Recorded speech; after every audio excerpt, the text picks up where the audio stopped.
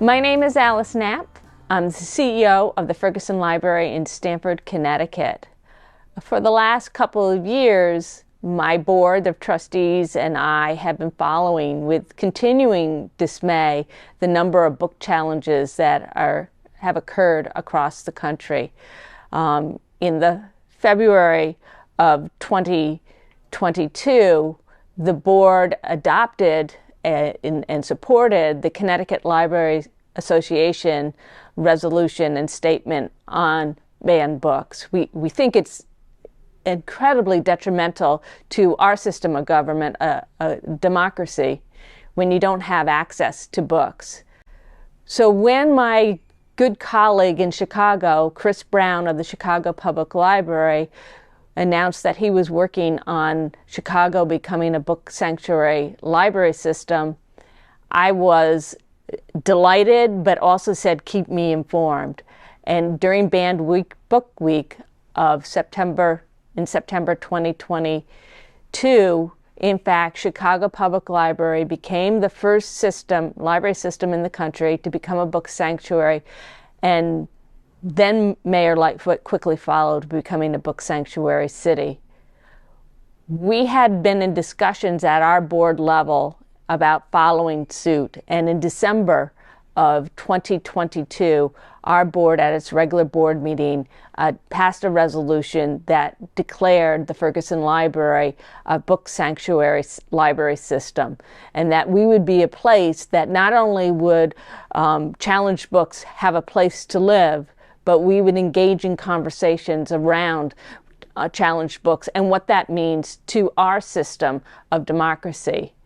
Our Mayor Caroline Simmons, quickly followed afterwards, and so in January 2023, she declared Stamford a book sanctuary city. What was interesting about this whole process is that at a board of trustees level, they're so steeped in intellectual freedom and the conversations around it that there wasn't much debate. And the feedback we received from our community was one of overwhelming support. And so that I would do this again in a second. And now Toronto Public Library in Canada has followed, and I think there's soon to be several more.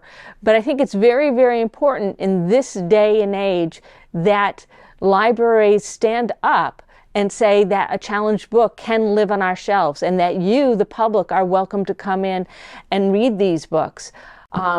There are too many places where library legislation has been introduced to criminalize librarians for making material access to the public. And yet it's only Illinois and Connecticut that are actually talking about legislation to protect libraries that have challenged books in their collection. Illinois passed legislation recently, and Connecticut is considering current legislation. And what that means is that for a librarian, you are protected if you select a book that then becomes challenged. It's all very fascinating to me that librarians are under attack for something that we've always celebrated. We have books in our collection that are offensive to me, but that's my job, is to have them here, because this is the type of country we are. We believe in intellectual freedom and reading diverse viewpoints. And we have to stand up for that now. I never thought that that would be the case, but at this point, in time, we need to stand up and say, yes, we are going to protect challenged books.